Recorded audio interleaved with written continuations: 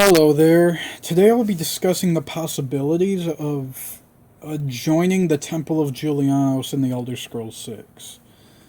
In Morrowind and Oblivion, we had the Mages Guild, and in Skyrim, we had the College of Winterhold.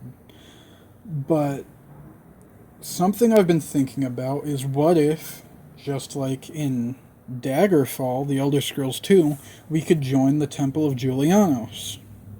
My idea is that it will start when your player character enters the city of Elenhir, where you will see a man wearing the robes of a priest standing over the corpse of a civilian, and then he will be arrested by the town guards. Nearby is a temple. On the stairs of the temple, you will see another priest looking very disappointed.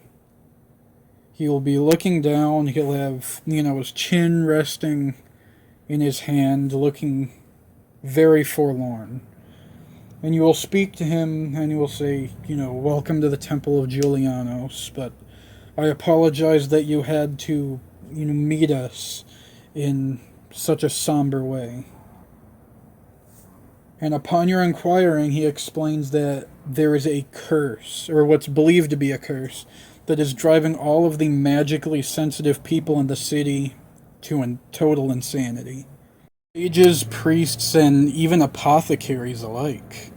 He will reluctantly give you an offer to join the temple, but though he will caution you against it due to the danger that's associated with the current events.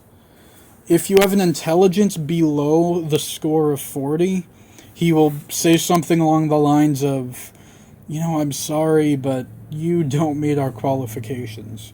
But if your intelligence is above 40, then he will gladly accept your joining. Though, like I said, reluctantly due to the fear that you will be harmed by this curse. And if your intelligence is above 70, he will very gladly accept you into the temple. And he will even make a comment about how you're so intelligent that maybe your character will be able to solve the curse, which of course implies the quest to come. It will be a fairly generic very generic guild storyline from there, where you will just do simple tasks around, you will help other monks within the temple with their studies, you will go on fetch quests, just, pretty classic Elder Scrolls fare. From there on, though, from about Quest 4, I'd say, is when the weird shit starts happening. That's when you hear a report about a camp nearby where some archaeologists are studying, and you find out that they have been attacked. You go there only to find the ruin filled with undead that presumably were not there when the mages were studying. So you investigate further, you fight off the undead, and you eventually find a woman who is still alive. She claims to be a member of the Temple of Julianos as well. And she will tell you that the archaeology camp was attacked by some dark-robed figures. Eventually, you will be attacked by one of these dark-robed figures, who will be wearing a strange symbol on his chest. Upon defeating him, she tells you to take his robes back to the temple for study. So you bring them back to the temple, and once you're there, the headmaster of the guild, an old Redguard man named Odam, will notice the symbol, and he will say, "This is bad. That is the symbol of the College of Whispers." And he will explain to you how the College of Whispers is a breakaway faction of the old Mages Guild that not only practices, but fervently believes in the power of necromancy and conjuration. And though the Temple of Julianos is independent from Mages Guild politics, or the politics of the two remaining factions, they will not let stand an attack from one of these factions. And that will send you down the quest line of trying to destroy the College of Whispers, or at least fight them off from Temple of Julianos land. You'll eventually discover that the College of Whispers is led by an orc warlock named Kazak Magar. And you will find out that he is actually very old. He was alive during the events of Oblivion, and Morrowind presumably as well. He very much disagreed with Hannibal Traven's outlaw of necromancy, and he actually joined the Cult of Worms, and he became a fairly high-ranking member of the Cult of Worms. Though after Manimarco's mortal body was destroyed by the Archmage, which may have been the player character from Oblivion, depending on your choices. It's discovered that after the Mages Guild and the Worm Cult collapsed, he became one of the founding members of the College of Whispers, and he has been keeping himself alive for the past 400 years, using foul necromancy and corrupted restoration to continue the beating of his rotten orcish heart. He's seeking something called the Triskelion of Doraki, which is an ancient artifact that was created by Manimarco thousands of years ago for unknown purposes.